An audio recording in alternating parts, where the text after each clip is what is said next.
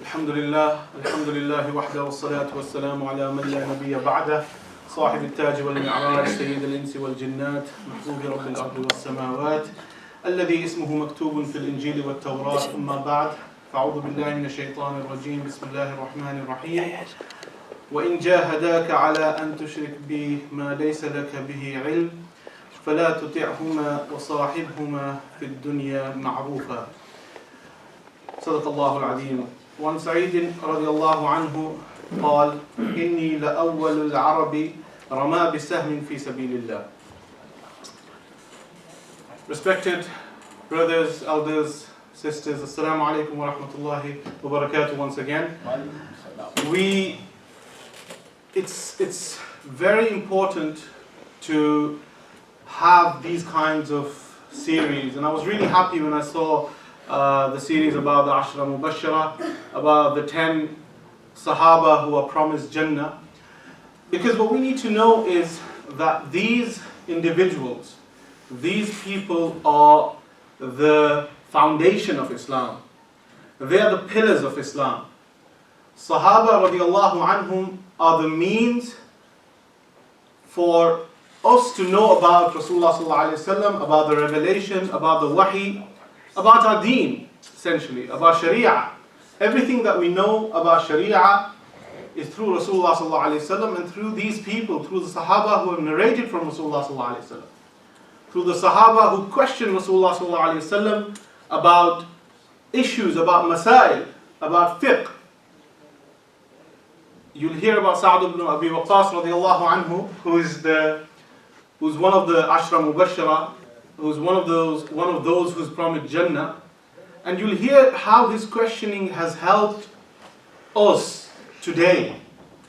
The questions Sahaba used to ask were very important for Islam to come into existence, for Islam, for Sharia, for fiqh to come into existence. So these are the very pillars, these are the very foundation of Islam. And it's very important for us to know that what their manaqib, what their superlatives were, how good they were, what made them Sahaba, why did Allah choose these people, what was so special about them. And the only way to know it is to understand their biography, to understand their sawani', to understand what they went through, what they did, how strong they stayed on the path of Islam, on what Rasulullah sallallahu alaihi wasallam said, on what Allah subhanahu wa ta'ala said, the commands of Allah subhanahu wa ta'ala, how they followed them in any situation, whether they were poor or whether when they became rich, whether they were madloom, the oppressed, or when they conquered big lands and big empires, how steadfast they remain on the path of Allah subhanahu wa ta'ala, on the path of Rasulullah sallallahu alaihi wasallam. So it's very important to understand that these were the guiding lights. There's a hadith, and there's some kalam about this hadith, whether it's sahih or not, that ashabi kan nujum bi ayyihim ihtadaytum ihtadaytum, that my sahaba are like the guiding stars. Whoever you hold on to, whoever you take as your guide, you will achieve salvation. This was the maqam, the status of Sahaba. And they were, even rationally if you think about it, how they followed Rasulullah sallallahu alaihi wasallam. Sometimes there's a reason why I'm saying what I'm saying, why I'm talking about Sahaba in general, because last couple of years, as the brother said, it's good to have me back, Jazakallahu khair, but there has been some time that I've not lectured. And I've observed a lot of people, a lot of academics, a lot of Muslim academics as well as Orientalists, or people in general, and I feel there's like this, there's an agenda to discredit Sahaba. Wallahi, I've observed this, and I might be completely flawed in my observation, but there's this agenda and there's this, sort of, as we say, muhim in Urdu, to discredit Sahaba, which is very, very dangerous. Because what did I say at the beginning? These are the foundation of Islam. Allah subhanahu wa ta'ala says, رَضِيَ اللَّهُ عَنْهُ وَرَضُوا عَنْهُ. And when Allah subhanahu wa ta'ala makes a statement like that, that radiyallahu anhu, Allah subhanahu wa ta'ala is pleased with them, وَرَضُوا عَنْهُ, and they are pleased with Allah subhanahu wa ta'ala. Can we, as Muslims, utter a word against Sahaba? I'm asking you, can we? No. We cannot.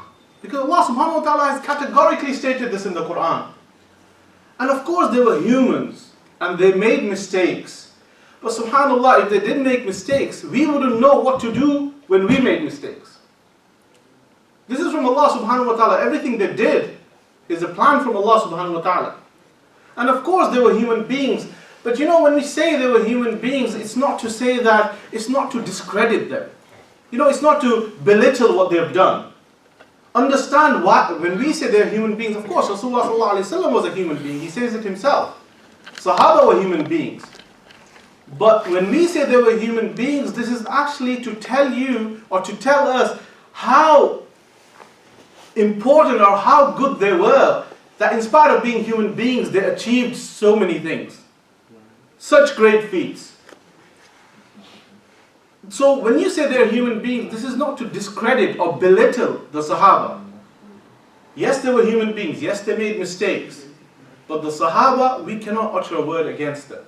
Radiyallahu anhu wa radu anhu. If they made mistakes, tawbah was done there and then. But Allah subhanahu wa ta'ala has forgiven them, because radiyallahu anhu wa radu anhu. So we don't utter against the Sahaba. And I have no idea why people are so, why there's an urge to criticize the Sahaba. I mean, what's the benefit? You're shaking the very foundations of Islam. What's the benefit? You know, if I go back to Ali and Muawiyah radiallahu anhuma, their battle, or I go to Siffin, or I go to Jamal, and I have to curse one of the Sahaba, what's the benefit? What is the benefit? Why do people want to do that? So, understanding the Sahaba and understanding what they did, the good, all the positives, which was their lives. They were with Rasulullah sallallahu alaihi wasallam. Rasulullah sallallahu alaihi wasallam, Allah subhanahu wa ta'ala chose Rasulullah sallallahu alaihi wasallam to be amongst the best of families.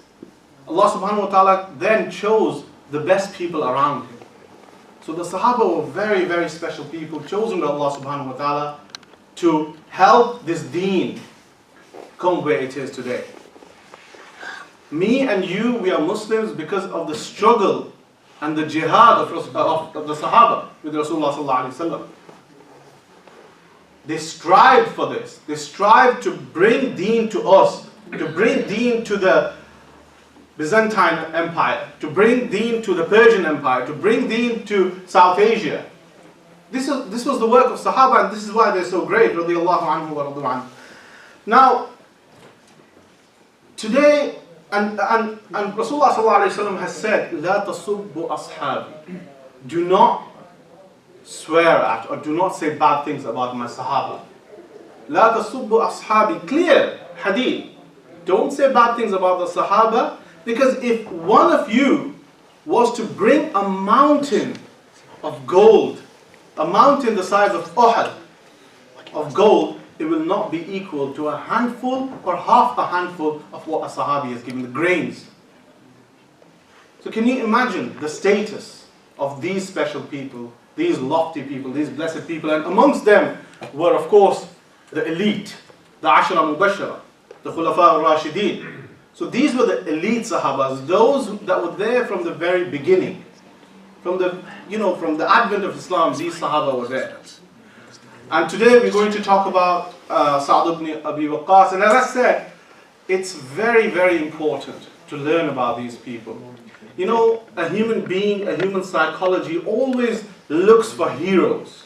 This is how Allah subhanahu wa ta'ala has made us. We look for leaders, we look for heroes, we look for someone to follow or some guidance. And Allah subhanahu wa ta'ala has blessed us with lots of heroes.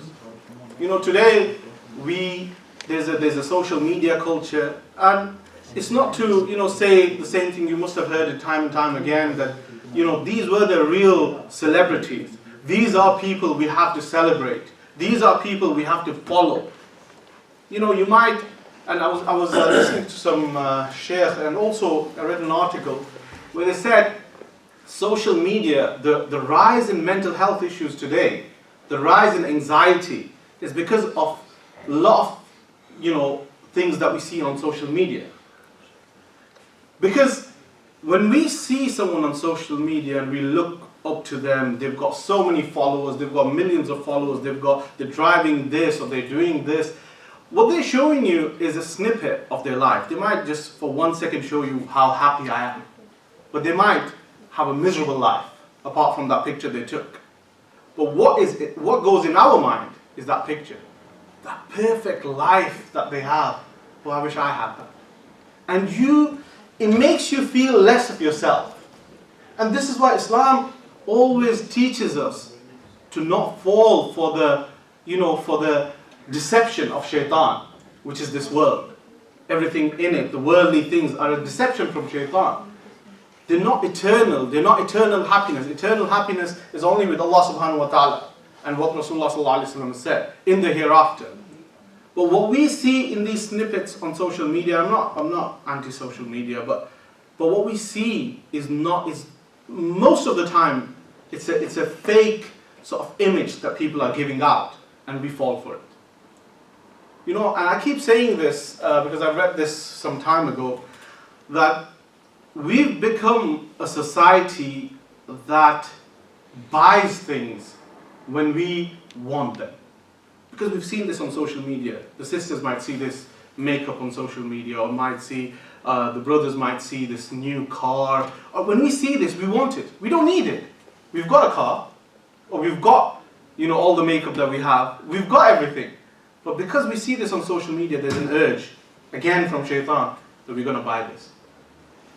And there's no harm in buying things, if you need them or if you can afford them. But contentment is what is important. Saa'd ibn Abi Waqaas, when he passed away, you might think I've gone straight to the end. But one of the things he says to his son, which is very beautiful, is that don't chase the world if I could sum up what he said, don't chase the world, because what is important and what I've heard from Rasulullah sallallahu alaihi wasallam is contentment. Because a human being, like Rasulullah sallallahu alaihi wasallam has said, Bani Adam, if we have one value of gold, we'll look for another one. But contentment, once you achieve contentment, and it's something you have to work on, then no matter where you live, no matter what you have, you're always happy. This is qadr of Allah, alhamdulillah. If Allah grants me more, alhamdulillah. If Allah grants me less, alhamdulillah. This is contentment, being happy with what you have. Be happy with what you have. Be happy with what Allah subhanahu wa ta'ala is giving, especially, when we talk about us in this country. Alhamdulillah, we've got everything. We've got, people live, we've got shelter, people have got food, most of the people. But alhamdulillah, we need to thank Allah subhanahu wa ta'ala more and be content more. Now, and another reason for me talking about Sahaba, as I said, I've observed a lot of people trying to criticize Sahaba, trying to criticize Abu Hurairah radiallahu anhu, for example, Umar radiallahu anhu. And I'm not only talking about, people who are from the Shia denomination, I mean people, academics, Muslim academics as well, trying to discredit a hadith and trying to discredit the Sahaba. And this is very, very dangerous, because once you do that, you're shaking up the whole foundation of Islam. Because if there's no hadith, you will not be able to understand Quran. It's like a methodological, atheism in a way.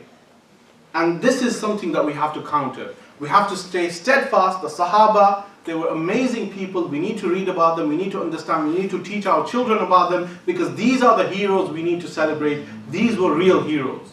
These are the real celebrities. They might not be on Instagram and Facebook, but these are the ones who have really achieved what they needed to be achieved. So today we talk about Saa'd ibn Abi Waqaas radiallahu anhu, one of the elite Sahabas. And one of the Sahaba who was known as was one of the Ashra Mubashara, one of the 10 people Prophet ﷺ promised Jannah.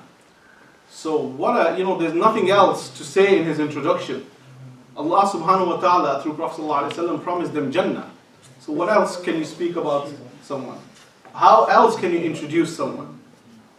That this person was promised Jannah, and he was known as Farisul Islam, the knight of Muslims, the knight of Islam, the knight with a K, the knight of Islam. He was the 7th Muslim convert, and third outside the Al of Rasulullah sallallahu alaihi wasallam. 17 years old when he became a Muslim, so very young, but very mature for his age, like most of the Sahaba were.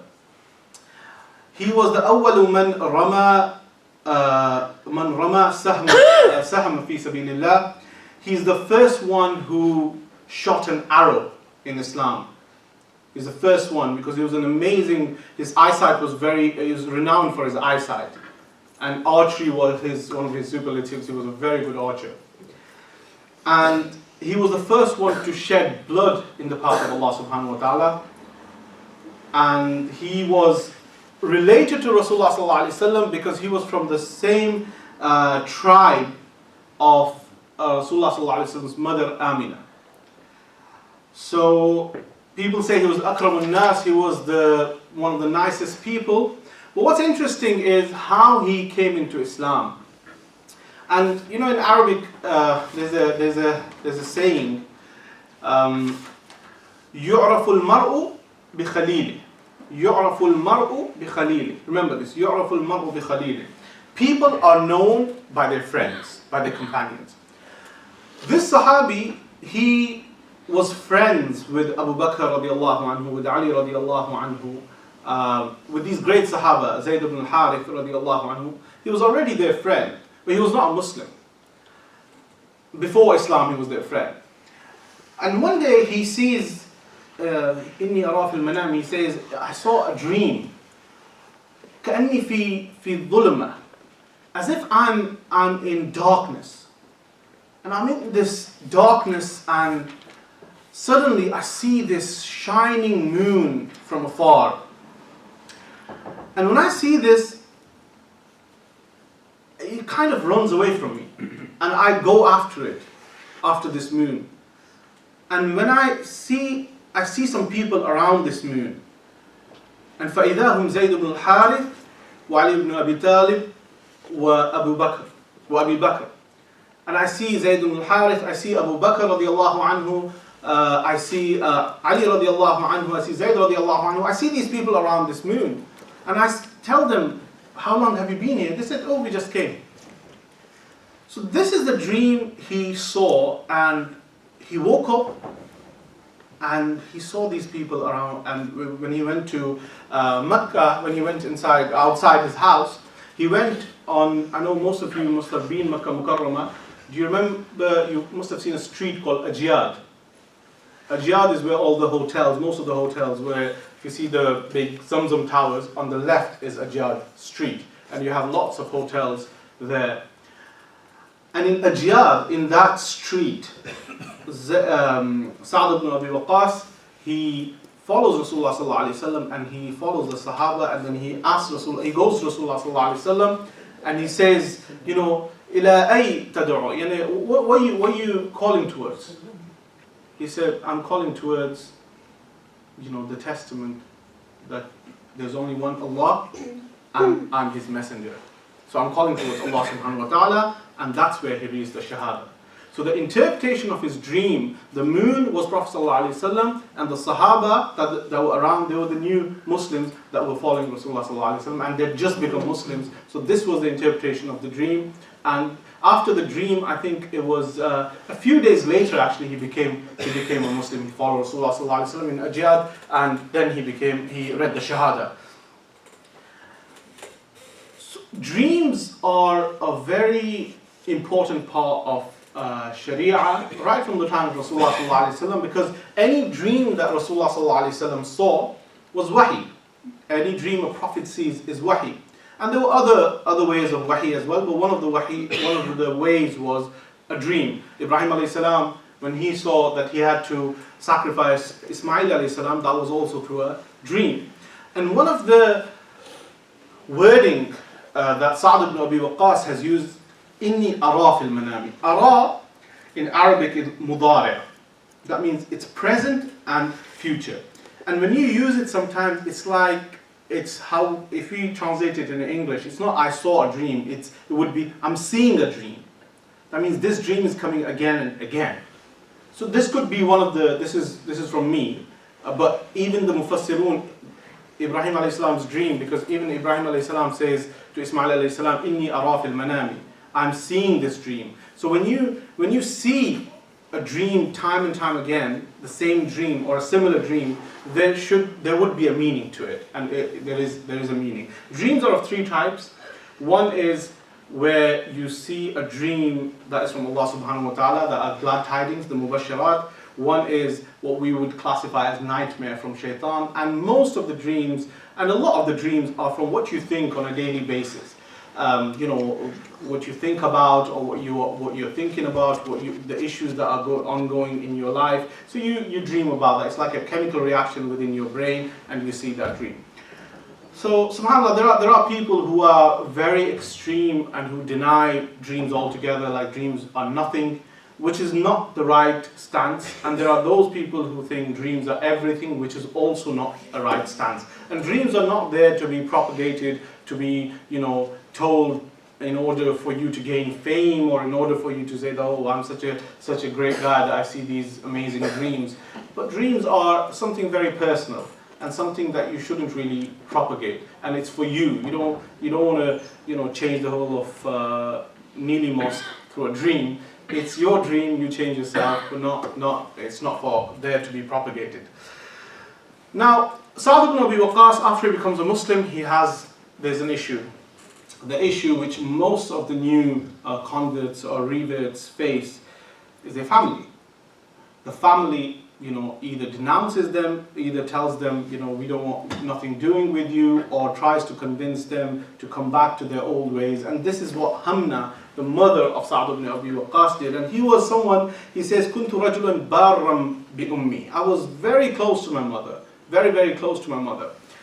So he goes to his mother and he says, and she comes to know he has become Muslim. And of course, there's a big propaganda against Rasulullah sallallahu alaihi wasallam in Mecca at the time. The Quraysh are speaking ill about Rasulullah sallallahu alaihi wasallam. People of Mecca in general are talking very, very ill about Rasulullah sallallahu alaihi wasallam.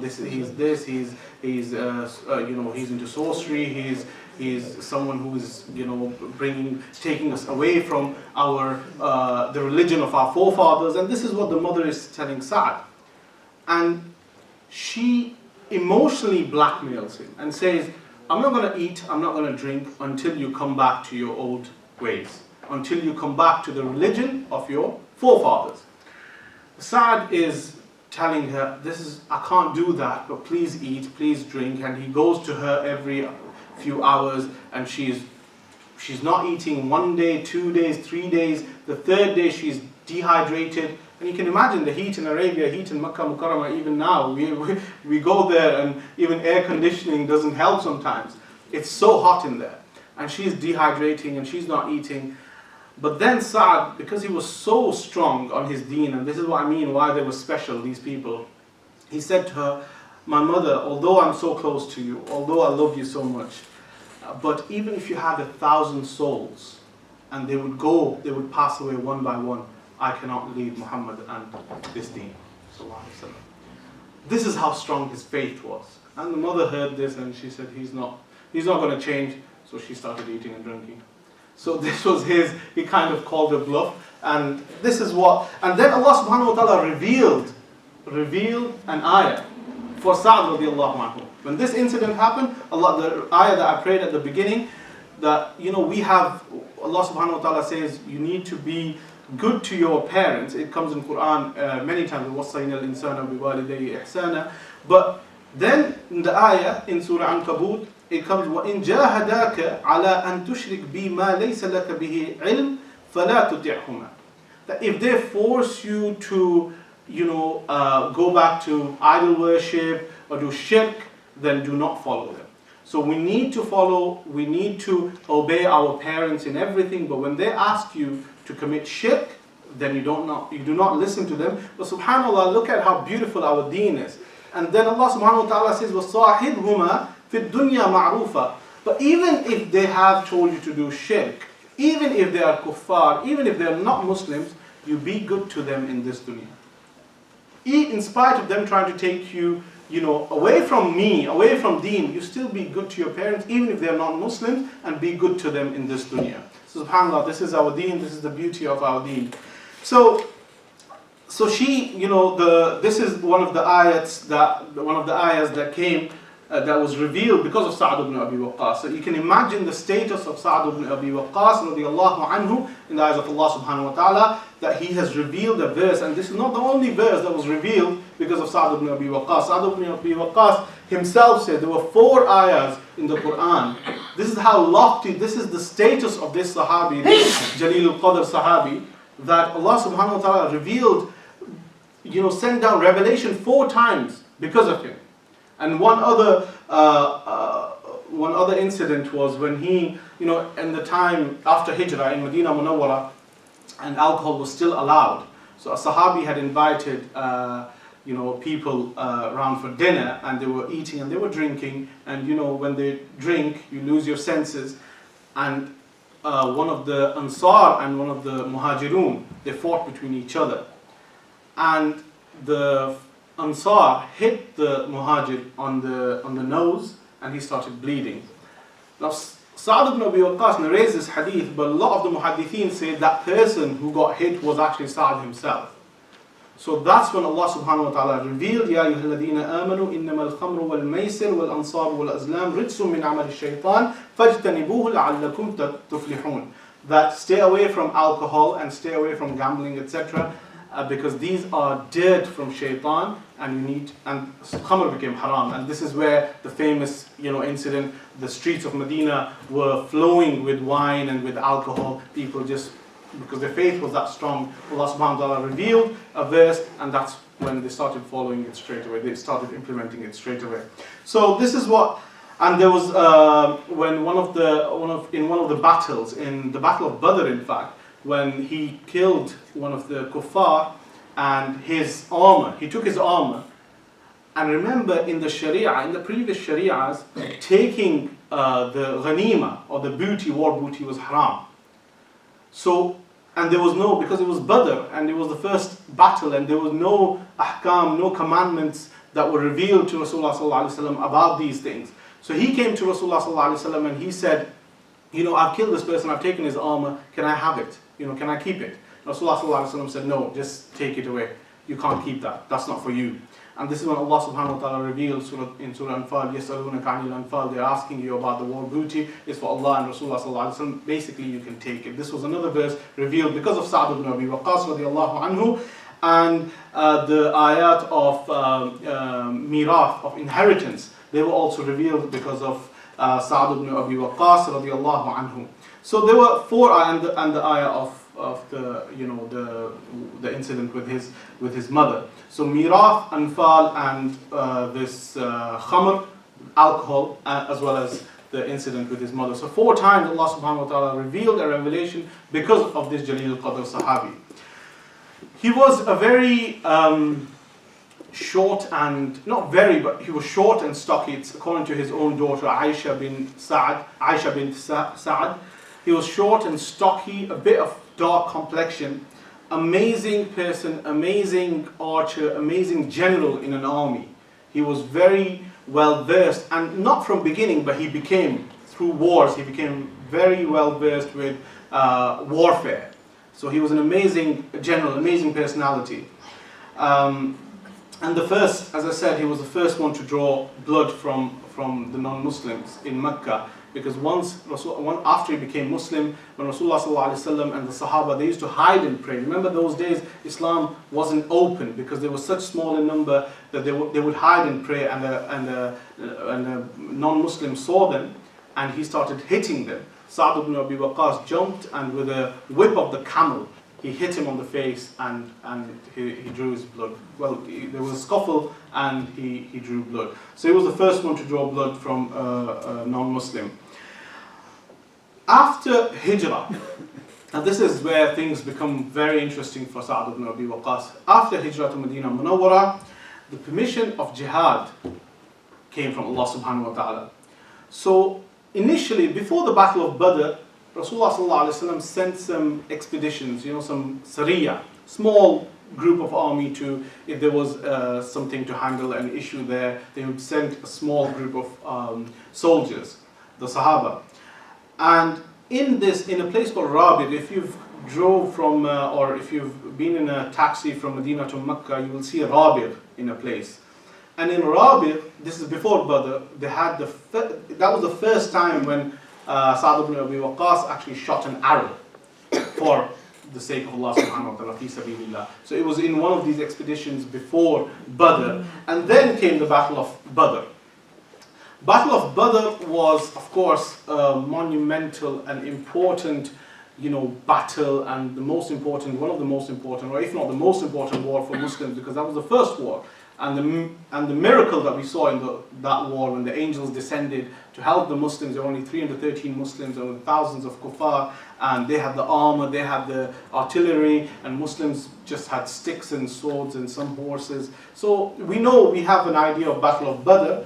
But what was interesting is Rasulullah sallallahu alaihi wasallam's strategy in. Every time Brother Imran comes, I get scared. I look at the clock. The strategy of Rasulullah sallallahu alaihi wasallam in this war was it was genius. It was amazing, because how the Arabs used to fight back in the days, they used to have two armies facing each other, and they used to go for the battle, sword fighting, archery, but they used to do it on an individual level, go there, fight, and come back. Fight, retreat. A bit like a guerrilla warfare, but face to face. But Rasulullah sallallahu alaihi wasallam thought, this time we'll do it differently. So he had, and there was a Quranic verse about this, he had a saf. He had one straight line of archers who kept on throwing the arrows. And the lead of those archers was Saa'd ibn Abi Waqaas radiallahu anhu. And he was very important for Rasulullah sallallahu alaihi wasallam in that battle. And he was very important for the Muslims in that battle. And he, had a lot of success in that battle. But one incident which was very unfortunate and sad, and subhanAllah, we could call it sad, but we could also call it, because when a Muslim dies in a battle, it's shahada. So Umair ibn Abi Waqaas, who was the younger brother of Saa'd ibn Abi Waqaas, radiallahu anhu, he came, when they were preparing for the battle, he came and he was hiding behind the soldiers, because he was just 15, 16. So Saa'd asked him, why are you hiding? He goes, أخاف أن يراني رسول الله صلى الله عليه وسلم, that I'm scared Rasulullah صلى الله عليه وسلم will see me. Rasulullah صلى الله عليه وسلم will see me. He said, and he'll tell me to go back. He said, so he really wanted to go to the battle, but he was so young that he feared that Rasulullah صلى الله عليه وسلم will see me and say, you're too young, don't come, you'll be a liability. And Rasulullah صلى الله عليه وسلم saw him and thought he was too young and told him to go back. And he started crying like a little baby. He goes, no, I have to go, please. Ya Rasulullah. He started pleading, begging Rasulullah. And he done such a drama there that Rasulullah said to him, okay, come. But when he went to the battle, Saa'd says he didn't even know. He was 15, 16. He didn't even know how to tie his sword on his clothes. So he became shaheed. He was one of the shuhada of Badr, and he became shaheed in Badr. So this was Saa'd ibn Abi Waqqas' younger brother, Umair ibn Abi Waqqas radiallahu anhu. Now, he was, as I said, he was just 15, 16. Now, another battle then took place. Of course, we know Badr was a victory. Badr was an astounding victory for Muslims. But after Badr came the battle of Uhud, that the Muslims, we know what happened, Muslims were winning, and then there were Sahaba who were at the front who were asked to stay there as a marksman, who retreated prematurely. And then Khalid bin Waleed came, who was not a Muslim at the time, and he started fighting, and he started hitting Muslims when they least expected it. But in Uhud, when subhanAllah, something really, really amazing happened with Saa'd radiallahu anhu.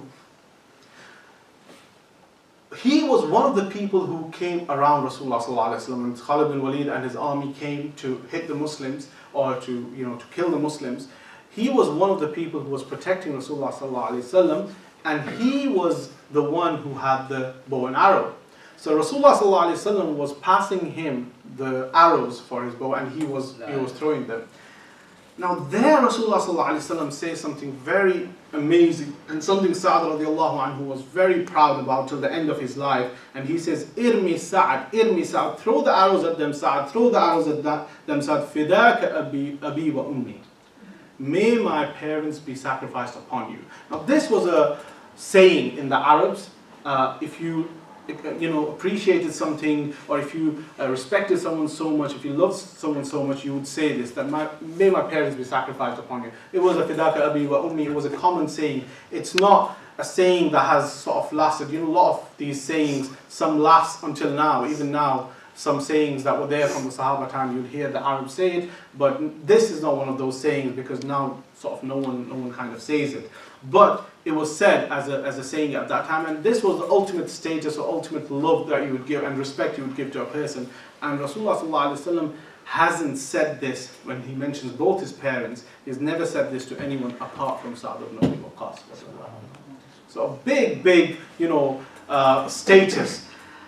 And he used to say, Rasulullah sallallahu alaihi wasallam has never combined both his parents and said this to anyone apart from me. And Ali radiallahu anhu said the same thing, that Rasulullah sallallahu alaihi wasallam has never said this to anyone apart from Saa'd ibn Abi Waqaas. And Rasulullah sallallahu alaihi wasallam made a dua for him there. Allahumma saddid ramyata wa ajib da'wata.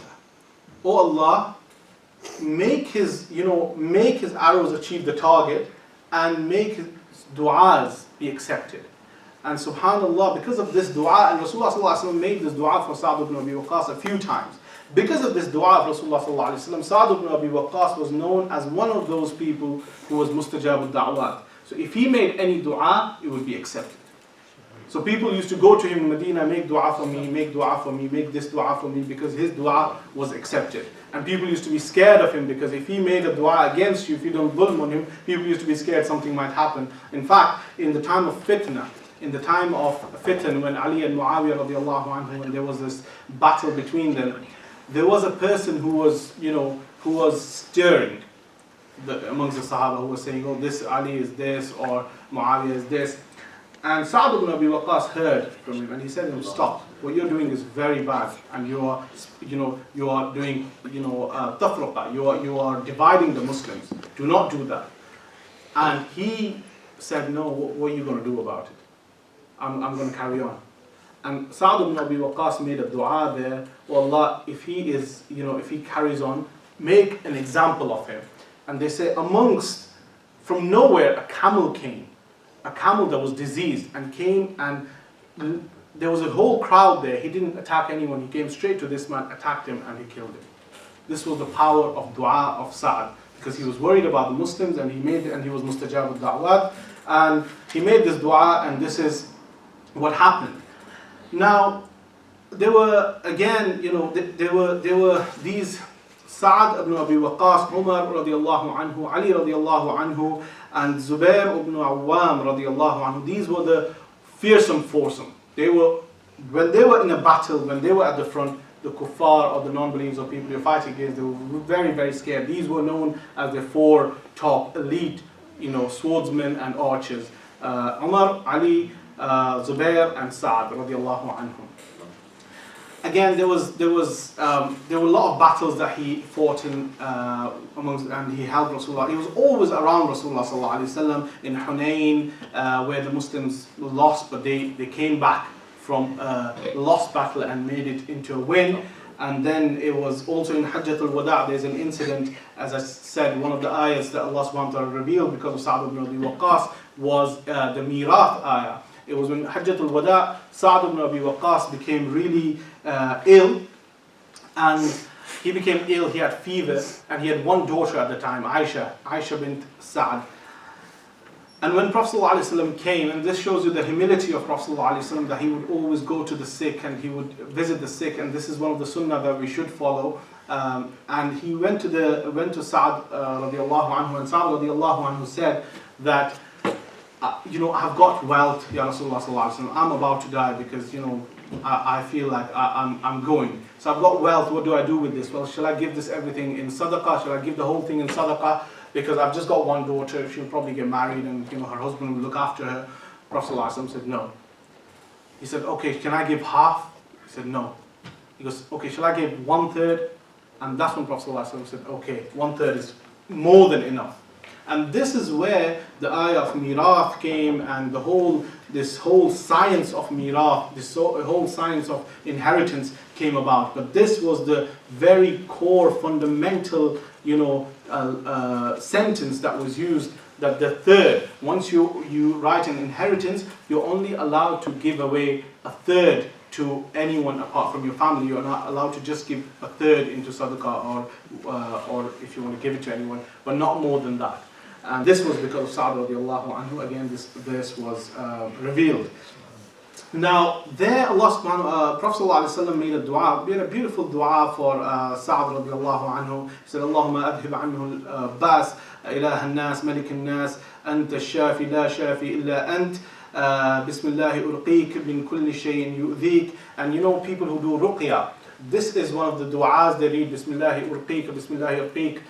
This is one of the du'as that the Prophet ﷺ made this for Saa'd radiallahu anhu. This is in Ibn Kathir, if anyone wants to look it up. And it's a very powerful and a very beautiful du'a. When someone is ill, you make this du'a for them. There are other du'as, like Bismillah alladhi la yadurru ma'a ismihi shay'un fil ardi wa la fis samaa'i wa huwa as-sami'ul 'alim. But this was a du'a which a lot of Iraqis, a lot of people who do ruqya use. And this was a du'a that Prophet ﷺ made in Hajjatul Wada' for Saa'd radiallahu anhu. This shows you the close proximity that they enjoyed between each other, that Prophet ﷺ and Saa'd radiallahu anhu had. There's not much time, but there's a lot to cover. Battle of Uhud, Hunayn, and I'll straight go to this battle, because after the time of Rasulullah sallallahu alaihi wasallam, as I told you, he was very close to Rasulullah sallallahu alaihi wasallam. Then came the time of Abu Bakr radiallahu anhu. Then came the time of Umar radiallahu anhu. And Umar radiallahu anhu, you got to understand the situation at that time for Muslims was very, very critical, because on one side you were fighting two superpowers at one time. I mean, very, very critical. This was make or break time. There was the Byzantine Empire from one side, from the west, and from the east you had the Persian Empire. Persian Empire was even bigger than the Byzantine Empire at the time. It was the biggest. The Sassanids, they were the biggest empire at the time, the biggest superpower, the most artillery, most people, and they were there from hundreds of years. Now, Umar radiallahu anhu, because it was such a big battle that Muslims were really less in number. According to some narrations, Muslims were 10,000, and the Persians were 250,000. So this was the gap between the armies. So Umar radiallahu anhu thought, for this important war, I would lead it myself. But then Abdurrahman ibn Auf, and Umar radiallahu anhu was ready, but Abdurrahman ibn Auf came to him and he said to him that this is a battle, this is very important, I can understand why you're trying to go, but if you go and if something happens to you, the Muslims will crumble. Because on this side you have the Byzantine Empire who will come, and then from here the Ummah will shake. And the fundamentals will shake, so you need to stay here. So Khalid bin Waleed was fighting the Byzantine Empire and Saa'd ibn Abi Waqaas. Then Umar radiallahu anhu actually asked Abdurrahman ibn Auf that who do you recommend and who should go? And then after a day, Abdurrahman ibn Auf comes and he goes, Wajadtuhu, I found the person. And he said, who? He said, Saa'd ibn Abi Waqaas. He goes, oh, you're right, he's the best out there, and he was the general, he was the general of the time. Him and Khalid ibn Waleed, they were hand in hand, they were both. I know Khalid ibn Waleed radiallahu anhu takes a lot of plaudits, and rightly so, because he was an amazing general. But Saa'd ibn Abi Waqqas actually conquered a bigger land and conquered a bigger empire than Khalid ibn Waleed radiallahu anhu. So Saa'd ibn Abi Waqqas radiallahu anhu was appointed the general to lead this army into the battle, which is one of the most important battles against the Persian Empire. As I said, it's like the Persians. Can you imagine a small country like, Qatar, or let's not name Muslim countries actually, it might not be good. Sri Lanka, let's name Sri Lanka. A small country like Sri Lanka fighting US from one side and Russia from the other. And this is the kind of battle that was. And it was insane. No one thought Muslims could ever win this. And Saa'd ibn Abi Waqaas radiallahu anhu, this was called the Battle of Qadisiyah. Qadisiyah was in a valley on the border of the Persian Empire, and this is where Saa'd radiallahu anhu went along with his army, and this is where they laid their camp. And then the Persians came, Persians appointed Rustum. Persian Yazdegerd was the Khusro, was the Kisra. Now, like the Egyptians had Fir'aun or Pharaoh as the title given to the kings, the Persians as Khusro, or we call it in Arabic Kisra. Now, Kisra, his real name was Yazdegerd. Yazdegerd, or of Kisra of the time, appointed Rustum. Rustum was one of his best generals. Rustum as the head of the army to fight the Muslims. From this side, it was Saa'd ibn Abi Waqqas. They laid the camp in Qasidiyah, which was the valley, as I said, outside the Persian Empire, on the outskirts of the Persian Empire. So Rustum and Muslims, they spoke initially because Muslims said, let's avoid bloodshed, let's avoid a war, and let's do this. You retreat. We are coming and conquering these lands. But Rustum said, no, we will fight. So this army came and started fighting the Muslims. The Muslims were ready. Saa'd ibn Abi Waqqas radiallahu anhu, he was afflicted again with fever. Some say fever, some say he had his back. His back was hurting and his legs. So he was literally bedridden in this war. But he was organizing everything like a military general does. He was telling them the strategies. He was, strategizing the whole battle. It was his strategies that they were following. The reports were coming to him, but he was actually in a sort of castle, or that was left. This castle was just left by the Persians. It was a derelict building, and that's where the Muslims had camped, and that's where Saa'd ibn Abi Waqqas was. But he had the strategy. He was looking after the battle. Now, first day the Muslims take heavy losses, and it looks like Muslims are losing. Second day again, it looks like Muslims are losing. The problem Muslims had in this battle were the use of artillery from the Persians. They had heavy artillery, and one of their biggest weapon were, does anyone know? Elephants, absolutely. Good, mashallah. So elephants was their biggest problem. The elephants had armor all around them. Saa'd ibn Abi Waqqas radiallahu anhu listens to the reports, and he notices that the elephants have got armor all around them, so they cannot really shoot any arrows or hurt the elephants.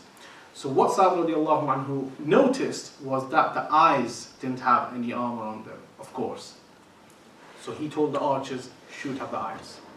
They shot the eyes of the elephants, and the elephants, you must have watched YouTube videos, when elephants go crazy, then there's no stopping them. No lion, nothing can stop them. Elephants, Nat Geo, you must have watched a lot of these elephants going crazy, and then they just go wild.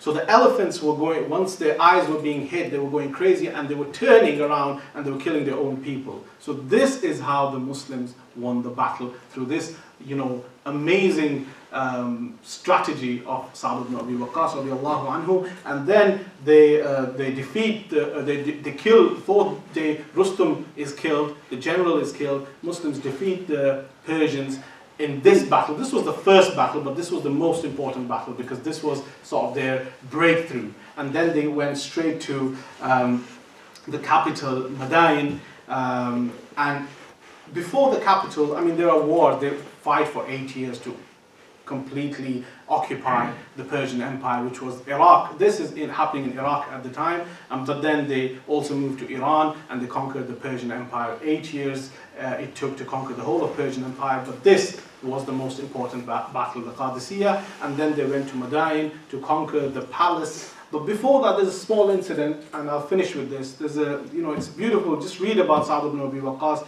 We've not even covered, 5% of what he was or what he did. But there, before they went to the palace of Kisra, of the king, because he had fled. The king fled when he heard the Muslims had won the battle. He's probably thinking, if we were 250,000, they're probably 300, 400,000. But and he came to know that they've beaten my army, so he fled with his family. He left the palace, and this was one of the most beautiful palaces, and I think there's some remnants still in Iraq, in Madain at this time, and it's a UN heritage. And it's something worth seeing. Even now, you'll look at the columns and you look at the arch that they built on the gate. It's just amazing how they built it. SubhanAllah, Allah subhanahu wa ta'ala knows at that time. Even now, you'll be impressed. But before they go into the palace, the Muslims have got a problem. There's a river, Dajla, Euphrates. It's in front, and they don't know how to cross it. And it's deep and it's fast. And Muslims are thinking, what should we do? And subhanAllah, this is where the karama, some people say it wasn't a karama because they actually walked through the water, but a lot of the people have written that there was a karama, that the Sahaba was so amazing, intention was so clean, and they were so close to Allah subhanahu wa ta'ala, because remember, they're doing this all for Allah subhanahu wa ta'ala, that they walked upon water. They walked, they said, Saa'd ibn Abi Waqaas radiallahu anhu, Salman Farsi radiallahu anhu, they said to each other, let's walk, inshallah, and we will get to the other end. They walked over water, them and their horses and their camels, they all walked over water and went to the other side. One teacher of mine, he said, the Sahaba, he said in Urdu, he said, Sahaba itne, unka iman itna zabardast tha, कि उनके ईमान ने उनको पानी पे चला दिया और हमारा ईमान इतना कमज़ोर है कि हमें सुख ज़मीन पे चलना मुश्किल लगता है. That was the iman. This is how strong they were. These guys were not, just talking the talk. They used to walk the talk. They used to really, really, believe in this deen, believe in Allah subhanahu wa ta'ala and Rasulullah sallallahu alayhi wa sallam. They were not just mouths. They used to really do things. And this is why they were great people. Like Iqbal says in his famous poem, Masjid to bana di shabbar mein, Ima ki hararat walon ne. Masjid to bana di shabbar mein, Ima ki hararat walon ne. Man apna purana papi hai, parson se namazi ban na saka. Iqbal bada उपदेशक है, मन बातों में मुँह लेता है. गुफ्तार का गाजी बन तो गया, किरदार का गाजी बन न सका. So may Allah subhanahu wa ta'ala give us hidayah, inshallah. May Allah subhanahu wa ta'ala accept whatever little efforts are from us, and they are very little, but may Allah subhanahu wa ta'ala make us walk the talk, not just, talk the talk, as a lot of people do, subhanallah. So, Jazakallahu khair for this, but please do read about Saa'd ibn Abi Waqaas, do read about the Ashra Mubashshara, do listen to all the lectures that are going to come, inshallah, and do learn about the Sahaba, make them the heroes, make your children learn about the Sahaba. They are the real heroes, these are the celebrities we need to follow, these are the celebrities that we need to be acquainted with, rather than the fake lives that are being shown out there, and that is drawing our attention to. Jazakallah khair wa akhiru da'wana alhamdulillah.